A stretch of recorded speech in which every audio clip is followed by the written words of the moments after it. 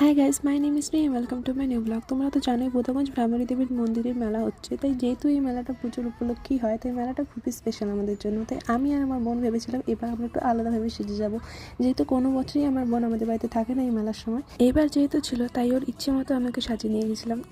ওর ইচ্ছে ছিল ও পোঙ্গাল সেজে যাবে, মানে পোঙ্গাল লুক দেবে সাউথ ইন্ডিয়ান টাইপের। তো আমি ভেবেছিলাম ঠিক আছে, ওর যেহেতু পোঙ্গাল লুক দেওয়ার ইচ্ছে আছে, তাই আমি ওকে সাজাবো। যেহেতু ওরা গাজরা পরে মাথায়, তাই আমি ওকে গাজরা, আমরা যেহেতু কিনতে পারবো না, মানে কেনার জন্য একদিন আগে থেকে আমাদের যেতে লাগবে, তাই আমরা বাড়িতেই খই ফুল দিয়ে একদিন আগে থেকে আমরা মালা বানিয়েছিলাম।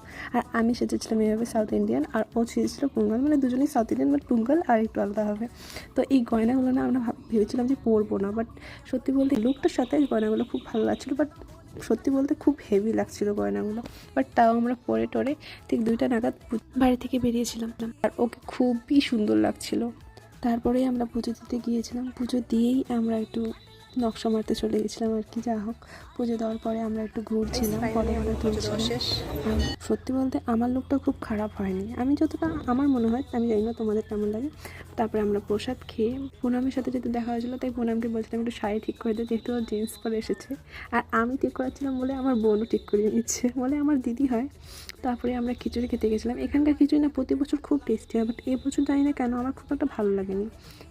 তারপরে অ্যাজ আমরা একটা নকশা মারবো, বাট আমরাটা এটা বলাটা ভুল হয়ে গেছিলো। আমার চেয়ে আমার বোনের নকশাটা একটু বেশি হয়ে গেছিলো, কারণ ওর এই লুকটা খুবই পছন্দ হয়েছিল। আমি জানি ওকে খুব মিষ্টি লাগছে। তাই দেন আমরা একটু মেলা ঘুরছিলাম। যেহেতু আমরা দিনের বেলা গেছিলাম, তাই মেলা খুব একটা লাগে না, মেলা বেশিরভাগটা রাতেই লাগে। তাই আমরা বেশিক্ষণ ছিলাম না, খাওয়া দাওয়া করে সন্ধ্যে নাগাদ বাড়ি ফিরে এসেছিলাম। আসার সময় এই যে, তো আমার ব্লগটা এই পর্যন্তই। Bye bye.